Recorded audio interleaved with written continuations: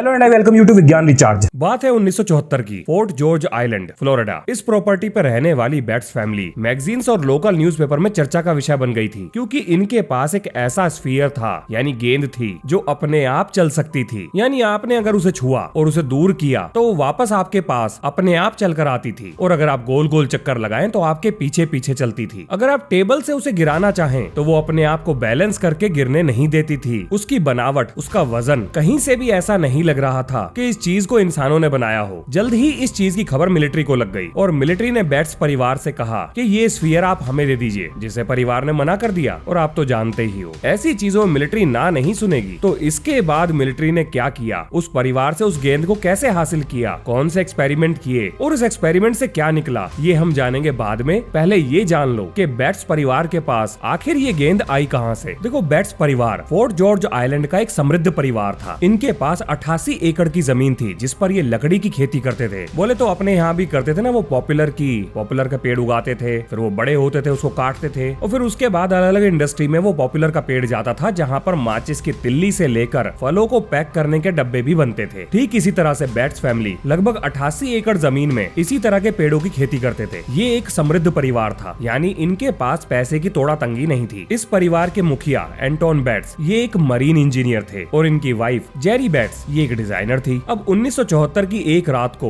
इनकी प्रॉपर्टी में जबरदस्त आग लग जाती है, यानी इन्होंने जो जंगल खड़ा किया था वो आग पकड़ लेता है। अगले दिन ये अपने परिवार के साथ, और हाँ, इनके परिवार में इनके 6 बच्चे भी थे। तो जब ये अपने परिवार के साथ रात में हुए नुकसान का जायजा लेने अगले दिन निकलते हैं, तो एक बच्चे को एक गेंद दिखाई देती है, जो सिल्वर रंग की थी, जिसका डायमीटर 8 इंच और वजन 10 किलो के आसपास था। इस गेंद पर कहीं भी कोई भी निशान नहीं था, मतलब वेल्डिंग का, ड्रिलिंग का या ऐसा कोई निशान जिससे ये पता लगे कि इसको तोड़ जोड़ कर बनाया गया हो। अब क्योंकि ये गेंद बिल्कुल भी देखने में अजीब नहीं थी, तो बैट्स परिवार इसे अपने घर में ले आता है। अब बैट्स फैमिली के बच्चे इस गेंद पर अपनी कारस्तानी दिखाते हैं, मतलब इसको खोलने की, तोड़ने की या इसके बारे में जानने की कोशिश करते हैं, लेकिन उन्हें कुछ भी पता नहीं लगता। तो थक हार के वो इसे खिड़की के पास रख देते हैं। ये कुछ दिन ऐसी ही पड़ी रहती है। आइए अब ये जानते हैं कि बैट्स परिवार को ये बात कैसे पता लगी कि ये गेंद नॉर्मल नहीं है। अब एक दिन बैट्स परिवार का एक बच्चा यानी टेरी बैट्स अपने दोस्त के साथ अपने कमरे में बैठकर गिटार बजा रहा था। तभी उन्हें खिड़की के पास से हमिंग साउंड सुनाई देता है। बोले तो ऐसी आवाज जैसे मुंह बंद करके कोई गुनगुनाने लगे। अब क्योंकि ये साउंड उन्होंने पहले नहीं सुना था, तो वो चौंक जाते हैं, गिटार बजाना बंद करते हैं, खिड़की के पास दौड़ते हैं, लेकिन साउंड भी बंद हो जाता है। थोड़ी बहुत देर इधर उधर ताक झांक करने के बाद जब वापस गिटार बजाना शुरू करते हैं, तो फिर से साउंड आने लगता है, और अब की बार वो गिटार बजाते हुए खिड़की के पास जाते हैं, तो उन्हें पता लगता है कि ये आवाजें इसी गेंद के अंदर से आ रही थी, जो कि बहुत अजीब था। अब टेरी अपने गिटार पर अलग अलग नोट्स ट्राई करता है। जब वो गिटार को तेज बजाता है तो वाइब्रेशन भी बढ़ रहे थे, और धीरे बजाने पर वाइब्रेशन भी कम हो रहे थे। अब भैया ये बालक ना एक हथौड़ा लेकर इस गेंद के सर पे मारता है, और ये गेंद एक घंटे की तरह आवाज करने लगती है। अब ये चीज टेरी को इतनी, मतलब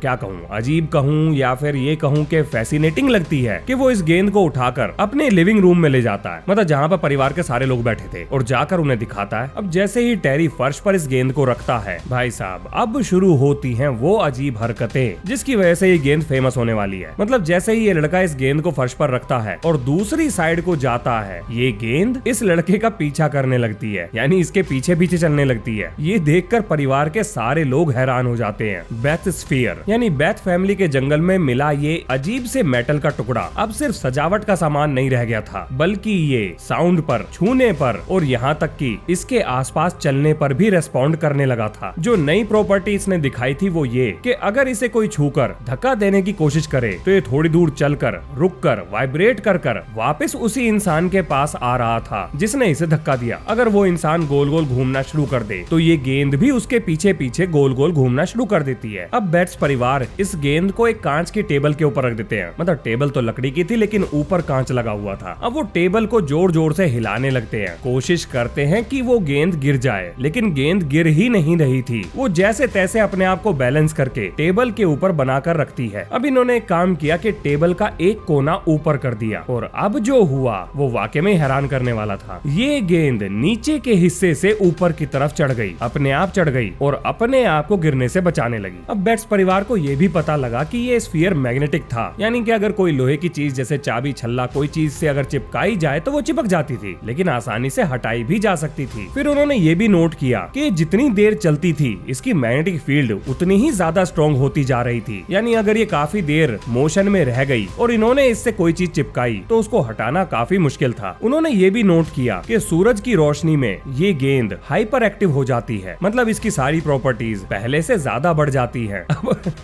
अब भैया इसे जादू की गेंद मत समझ लेना। जादू समझते हो ना? अरे वही वो कौन सी पिक्चर आई थी, हाँ कोई मिल गया, उसमें था नहीं वो जादू जिसकी बैटरी धूप से चार्ज होती थी। ये उसकी गेंद नहीं है। बहुत ही गंदा जोक था। वैसे जब मैं इसके बारे में पढ़ रहा था तो मैं ये सोच रहा था कि अगर ऐसी कोई चीज हमारी सोसाइटी में मिल जाए, हमारे समाज में मिल जाए तो क्या होगा। मतलब एक बात तो तय है, इस चीज का विज्ञान से लेना देना हो या ना हो, पर तंत्र मंत्र डिपार्टमेंट से इसका रिलेशन जरूर मिल जाएगा। अब आगे मैं जो बताने जा रहा हूँ उससे एक चीज क्लियर हो जाएगी कि पूरी दुनिया में महिलाओं का नेचर बिल्कुल एक जैसा है। यानी कि इस गेंद की अजीब हरकतें देखने के बाद मिसेस बैट्स अपने अड़ोसी पड़ोसी रिश्तेदार सबको बता देती हैं कि भैया हमें एक गेंद मिली है जो कि अजीब हरकतें करती है। तो जाहिर सी बात है ये खबर अब आग की तरह फैल गई। लोकल मैगजीन, न्यूज़पेपर, सबका इंटरेस्ट इस गेंद के बारे में जानने के लिए बढ़ गया। लोग उनके घर पे आने लगे, फोटोग्राफ खींचने लगे और इस गेंद को अजीब तरीके से व्यवहार करते हुए उन सभी ने देखा है। मतलब अगर अब तक आपको ये लग रहा था कि ये कोई मनगढ़ंत कहानी है तो ऐसा नहीं है, ये सच्ची घटना है। जितने भी रिपोर्टर्स, न्यूज आर्टिकल्स इस गेंद के बारे में छपे हैं उन सभी ने ये बात अपनी आंखों से देखी है कि ये गेंद जैसा बताया जा रहा है बिल्कुल वैसा ही व्यवहार करती थी या अभी भी करती होगी। अब एक दिन बैट्स फैमिली को यूनाइटेड स्टेट्स मिलिट्री का फोन आता है कि उन्हें ये गेंद चाहिए, जिसे ये परिवार मना कर देता है। पर आप मिलिट्री को कैसे मना कर सकते हो? अगर उन्हें ये सामान चाहिए तो मतलब चाहिए, अब आपकी मर्जी हो या ना हो देना तो पड़ेगा। तो भैया मिलिट्री इनके घर पे पहुंच जाती है, इनसे कहती है कि चुपचाप ये गेंद हमें दे दो, तुम्हारी भी इज्जत बनी रहेगी, नहीं तो ले तो हम जाएंगे और उसके बाद जहाँ तुम्हें जाना हो तुम चले जाना, जिस कोर्ट में जाना है वहाँ चले जाना, जिसके पास शिकायत करनी है कर लेना। परिवार कहता है चलो जी ठीक है, आप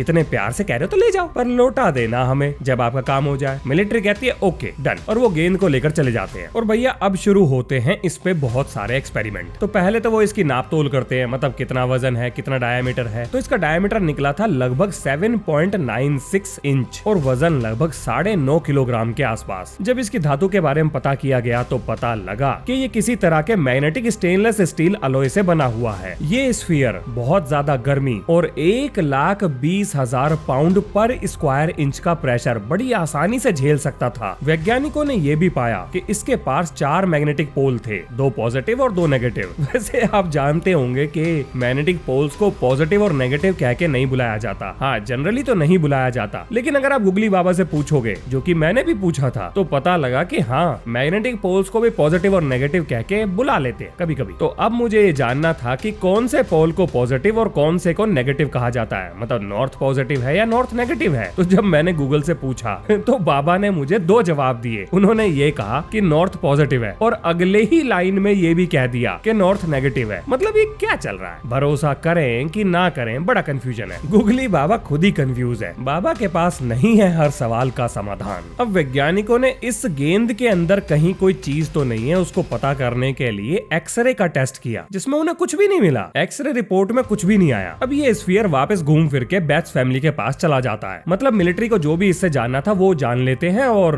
जाहिर सी बात है वो किसी को क्यों बताएं कि उन्हें क्या मिला। तो बैट्स फैमिली के पास वापस ये स्फीयर चला जाता है। जब वो पूछते हैं कि इस स्फीयर के बारे में कुछ तो बताइए, तो मिलिट्री कहती है कुछ भी नहीं, ये तो एवं ही है, बेकार, हमारे किसी काम का नहीं, रख लो। लेकिन भैया बैट्स फैमिली के पेट में होती है गुड़गुड़ और अब वो अपने स्तर पर अलग अलग वैज्ञानिकों को बुलाकर इस स्फीयर की जांच पड़ताल शुरू कर देते हैं। अब यही है वो वैज्ञानिक जो इसे एलियन से जोड़ेंगे। अब वो अपने परिचित डॉक्टर जेम्स हार्डर को इस स्फीयर को दिखाते हैं। जेम्स हार्डर जो कि एक इंजीनियर थे, इस पे कुछ एक्सपेरिमेंट करते हैं और वो बताते हैं कि इसके कोर में कोई रेडियो एक्टिव चीज मौजूद है जिसका एटॉमिक नंबर 140 है। अब अगर आपको ये सुनकर अजीब नहीं लगा कि 140 एटॉमिक नंबर, ये क्या अजीब होगा, ठीक है तो मैं बता दूं, एटॉमिक नंबर का मतलब होता है नंबर ऑफ प्रोटॉन्स, किसी एटम के प्रोटॉन। और हाईएस्ट नंबर ऑफ प्रोटॉन जो कि नेचर में मिलते हैं वो है यूरेनियम के अंदर 92। काफी अमीर है प्रोटॉन के मामले में। अब इसका मतलब ये नहीं कि हम नंबर ऑफ प्रोटॉन्स को बढ़ा नहीं सकते, बिल्कुल बढ़ा सकते हैं, बढ़ाया भी है। और जो हाईएस्ट नंबर ऑफ प्रोटॉन हमने अचीव करे हैं वो है 118, लेकिन इससे ज्यादा नहीं बनाए हैं। तो अब हैरानी की बात ये थी कि जब हम 118 प्रोटॉन से ज्यादा अभी तक पहुंचे ही नहीं, और मैं आज तक की बात कर रहा हूं, तो 140 प्रोटॉन कैसे आ सकते हैं। तो ये बात इशारा कर रही थी थी कि